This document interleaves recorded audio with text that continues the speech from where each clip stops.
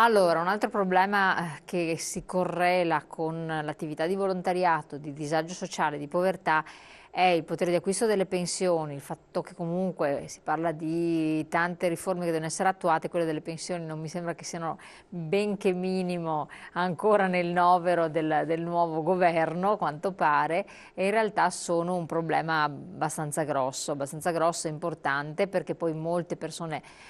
si trovano in situazioni di difficoltà, non hanno avuto questo adeguamento delle pensioni, il costo della vita invece bene o male è cresciuto. E voi su questi aspetti state molto Noi di attenti, siete fatto siamo proprio sensibili, immersi nelle immersi. pensioni o nei pensionati, perché i nostri volontari sono, la stragrande maggioranza sono pensionati e pensionate, perché abbiamo ovviamente sia uomini che donne che operano nel mondo volontariato. E di conseguenza è il tema, diciamo, quotidiano della discussione, perché effettivamente il potere d'acquisto delle pensioni in questi ultimi 10 anni ha avuto una secca e netta riduzione di circa il 30% in questi ultimi 10 anni. E quindi notiamo, 30%, invece che viviamo avere un sostanzialmente, incremento è dico stato... notiamo e viviamo perché sono anch'io pensionato, che la difficoltà si toccano con mano. Ecco. E di conseguenza anche noi sosteniamo, perché noi non è che siamo il soggetto contrattuale, sosteniamo le iniziative del sindacato dei pensionati che ha chiesto, e chiederà anche a questo nuovo governo, ecco, di aprire un tavolo di confronto proprio per vedere di adeguare la pensione rispetto al costo reale della vita, non a questo, diciamo, il costo statistico che annualmente l'Istat ci mette a disposizione come aumento del costo della vita, ma quello reale, che sono gli aumenti che praticamente subiamo per effetto dell'aumento delle imposte, delle tariffe e quant'altro, oltre che gli aumenti, diciamo così, di igiene di prima necessità e soprattutto anche gli aumenti dei costi della compartecipazione ai servizi sociosanitari che prima abbiamo affrontato. Quindi il tema delle pensioni è un tema che anche il volontariato, anche l'Auser, affronta appunto in questo contenitore del welfare in maniera più generale, perché ovviamente dentro ci sono pensioni e anche aspetti sociosanitari. Allora, lì però bisogna attentamente traguardare questo aspetto, o meglio questo problema delle pensioni, guardando alle nuove generazioni, perché noi sostanzialmente possiamo, tra virgolette, dirci dei privilegiati rispetto alla crisi e rispetto anche a un sistema previdenziale che tutto sommato ci dava un risultato, diciamo, migliore rispetto al passaggio dal retributivo al contributivo. Sì, beh, senza dubbio. Quindi la nostra riflessione come house, come volontariato, non è una riflessione egoistica, vabbè, aumentami la mia pensione e abbiamo risolto il problema. No, adegua la mia pensione oggi perché c'è una crisi, c'è una difficoltà del potere d'acquisto, però, caro governo, pensa che domani hai milioni e milioni di giovani che non hanno certezza previdenziale e avrai altrettanti milioni di persone che non avranno praticamente un reddito sufficiente per poter vivere dignitosamente, perché con il sistema, diciamo, contributivo e soprattutto con la difficoltà occupazionale non ci sono prospettive, non ci sarà la famosa rete protettiva. Quindi quando noi diciamo che sosteniamo i soggetti della contrattazione che sono i sindacati dei pensionati, poniamo questi due aspetti, adeguamento e prospettiva, soprattutto guardando i giovani, perché noi siamo un'associazione intergenerazionale, formata soprattutto da anziani e pensionati, ma che guarda soprattutto in modo particolare con attenzione ai giovani, perché diciamo è il futuro, non è che possiamo avere un atteggiamento egoistico, però quello è un aspetto reale che colpisce, quando si parla di potere d'acquisto, milioni e milioni di persone. È vero che c'è una lettura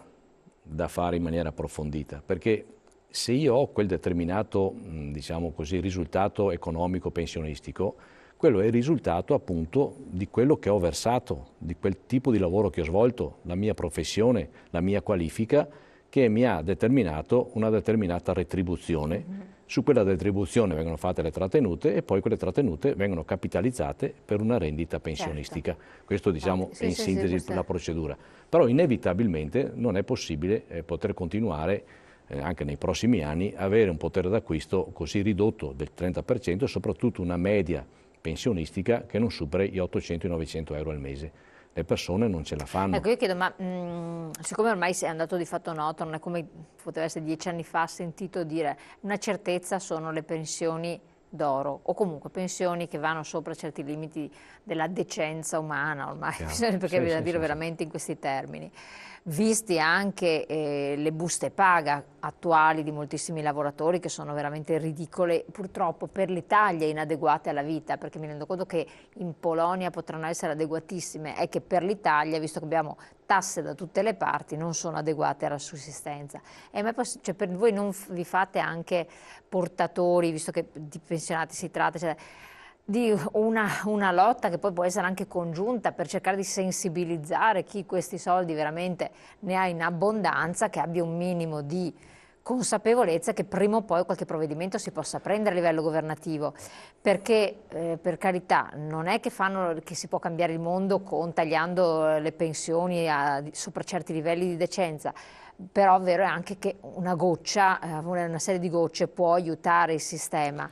E comunque anche si tratta di una questione di etica sociale, tenendo conto che molti rivestono ruoli, incarichi pubblici e quant'altro, e che non è vero che sono contributi che hanno versato, perché in realtà i soldi venivano sempre dalla stessa fonte, che era lo Stato, quindi di fatto erano trattenute che avvenivano alla fonte, per cui non davano niente in più, cioè dal privato ci può essere questo discorso, ma non dal pubblico.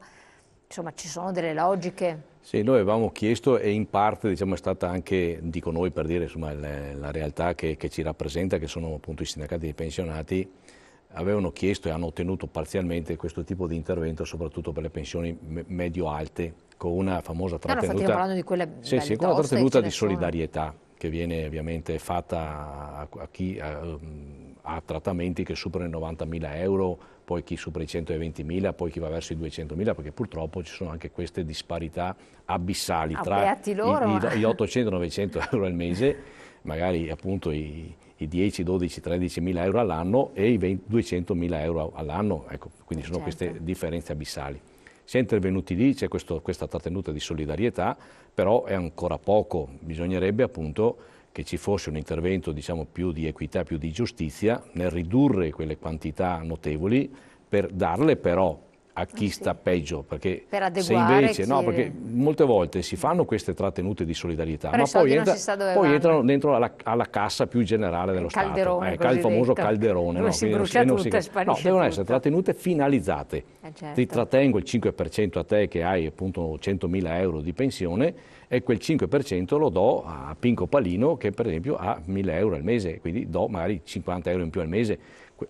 Banalizzo sempre come esempio, ma è questo il sistema, perché altrimenti se faccio una trattenuta come il fisco e tutto dentro nel calderone non do visibilità e non do sostanza a chi effettivamente ne ha bisogno. Però su questo, ripeto, c'è stato un intervento abbastanza, secondo me, importante sia dal punto di vista sul versante sindacale, ma ripeto, pur parzialmente è stato recepito anche dal precedente governo e adesso lo dovremmo riproporre al nuovo governo. Con il nuovo governo che tipo di sensibilità intuite, perché poi è tutto relativo, perché le cose dette sono state tutte l'opposto di tutto, perché non si capisce più niente. Ecco, anche il mondo del volontariato ha diciamo, delle problematiche aperte con i governi, perché non è solo questo, quello precedente, perché anche qui è giusto dirlo, il volontariato opera dentro dei contenitori legislativi molto rigidi. Allora, invece di darci la possibilità di lavorare, o meglio, di operare nel sociale con tranquillità, siamo anche noi soggetti ai controlli fiscali, ai controlli, diciamo, della regione, ai controlli dei comuni, no? Quindi praticamente siamo ingabbiati e dovremmo assumere praticamente su ogni circolo un ragioniere per fare un tipo di contabilità. Lei capisce che non è pensabile che il volontario possa lavorare, possa operare tranquillamente sapendo di avere controlli, sapendo di avere ispezioni e quant'altro. Bisogna liberarlo un po' dai lacci e lacciuoli, tanto per recuperare una vecchia battuta del passato, perché sennò non siamo snelli nella nostra attività, abbiamo sempre timore che ci sia qualcuno che ci mette in difficoltà. Oltretutto, diciamo, queste rigidità legislative impediscono l'entrata di nuovi volontari, perché nessuno si assume la responsabilità di gestire un circolo se ha tutte queste, diciamo, difficoltà burocratiche. Quindi abbiamo una partita aperta anche noi. Allora, però, per ritornare alla sua domanda, il punto vero è che qui bisogna che cambi la musica, perché cambia il direttore d'orchestra, gli orchestrali sono sempre quelli, però presumo che la musica sia sempre quella, questo è il punto, bisogna cambiare radicalmente le cose. Allora, dalle prime uscite, buoni propositi, è chiaro come abbiamo sempre fatto nella nostra storia, nella nostra esperienza, noi misureremo, valuteremo e faremo le nostre analisi sui fatti concreti. Noi ne abbiamo di cose da chiedere, le dicevo appunto prima, dobbiamo intervenire per cambiare delle leggi che sono vecchie ormai di oltre 30 anni. La legge che regolamenta il volontariato e la legge che regolamenta la promozione sociale sono leggi datate che hanno bisogno di essere riviste. Ma in che senso? Per questo dico, ogni volta che si va a cambiare in Italia si cambia in peggio, cioè ormai è un dato di fatto, è difficile che ci sia un miglioramento. Si è parlato molto di snellire e di togliere tutta una serie di aspetti burocratici nella pubblica amministrazione. Il volontariato e la promozione sociale hanno bisogno di lavorare in tranquillità, che vuol dire non fare i furbi, che vuol dire non sostituire il lavoro, ma che vuol dire praticamente riconoscere quel lavoro sociale che svolge il volontariato, sapendo che la persona ha diritto soltanto a dei rimborsi spese. E di conseguenza non c'è, salario che viene elargito a quella persona, non c'è evasione contributiva, non c'è evasione fiscale, perché io riconoscono, sì, perché c'è anche questa lettura, questa interpretazione da parte di alcuni amministratori, soprattutto, ma io non sto accusando l'amministratore, o la Regione, o l'Agenzia delle Entrate, o la Guardia di Finanza, perché sono organi giustamente ispettivi di controllo che io rispetto, perché loro si muovono attraverso quelle leggi, delle leggi che sono scritte male dal mio punto di vista, però leggi vecchie che devono essere cambiate, perché oggi il volontariato, se non ci fosse, ci sarebbe la disperazione. 30 anni fa il volontariato era una cosa abbastanza leggera, oggi invece purtroppo entra in un aspetto molto pesante di intervento, però se tu gli vieti perché lo condizioni, è chiaro che non si muove più con quella elasticità, con quella agibilità che deve avere. Questo è il punto, quindi lo abbiamo chiesto al precedente governo, ai precedenti governi, lo richiederemo anche al governo Renzi, perché non è pensabile che ci siano queste difficoltà. C'è il tavolo del terzo settore che avvierà, anzi aveva chiesto al precedente governo un momento di confronto. Io spero, mi auguro che questi nostri referenti nazionali riprendano il contatto con il governo, perché c'è bisogno proprio di rivedere quelle norme che sono molto vincolanti per la nostra attività. E non facciamo il bene alla società, perché, ripeto, la persona si muove sempre con la paura di sbagliare, con il pericolo di avere il controllo, che magari se metto in bilancio, perché ovviamente noi siamo soggetti che devono fare i bilanci per presentarli correttamente alla Regione quando chiediamo l'iscrizione al registro, per carità, questo nulla toglie che è bene rispettare le norme, però non mi puoi assillare perché tu pensi che io dia a quel volontario un trattamento retributivo, che non è così, perché gli rimborso, non so, i chilometri del suo mezzo che ha utilizzato per il volontariato. Quindi devo trovare una forma. A livello paradossale ormai. Siamo adesso mi lasci passare il termine un po' forte, siamo alla paranoia ormai, vedono tutto, c'è il sospetto che frode dappertutto, non è che siamo così, anche io, il nonno vigile che quotidianamente di fronte alla scuola, che aiuta i bambini, quello fa volontariato, punto. Certo. Però se quello abita a 20 km da quella scuola, è giusto o non è giusto che almeno abbia rimborso della benzina che usa il mezzo per andare a fare quel tipo di servizio? Io dico di sì, molti comuni dicono di sì, ma altri interpretano, altri soggetti preposti al controllo, interpretano che quella è una retribuzione. Ecco, vi faccio questo esempio. Sì, no, ma è chiarissimo. Se non ci fosse quel nonno vigile, il comune cosa farebbe? Dovrebbe assumere altri vigili, pagarli di più, e ovviamente magari distogliere il vigile da altri compiti più importanti, come ripeto magari la sicurezza, per fare attraversare il bambino sul passaggio pedonale. Dovrebbero fare la sicurezza, in realtà fanno solo Scusi multe, se mi sono un po' accalorato su questo aspetto. No, ma effettivamente è correttissimo. Perché la viviamo quotidianamente, anche nel rapporto con la stessa nostra regione. Ripeto, ci sono dei bravissimi dirigenti che però si muovono in maniera molto rigida su queste norme che ci vincolano e che ci creano serie difficoltà nella nostra attività. Ecco, tra le varie attività che progetti avete o dove punterete l'attenzione adesso? Sì, noi vorremmo intanto appunto proprio su questi aspetti della sussidiarietà avviare un confronto anche con l'ANCI e con i comuni per fare chiarezza su questo aspetto, che noi non siamo soggetti che entrano nel mercato del lavoro e tantomeno sostituiscono attività, e quindi vorremmo avviare un confronto su questo versante. Poi è chiaro che noi dobbiamo continuare in questo nostro doppio ruolo, quello del volontariato e della promozione sociale soprattutto sul versante della cultura, sul versante delle università popolari, dell'apprendimento permanente e sul versante invece del volontariato, sul filo d'argento, ascoltare, dare aiuto, quella rete dei servizi che sono quelli che sono importanti per togliere dalla solitudine le persone e in questa fase di crisi e di aumento delle povertà aprire maggiormente i nostri circoli proprio per dare anche questi generi alimentari alle persone che ne hanno bisogno. Quindi noi ci muoviamo su questo aspetto qui.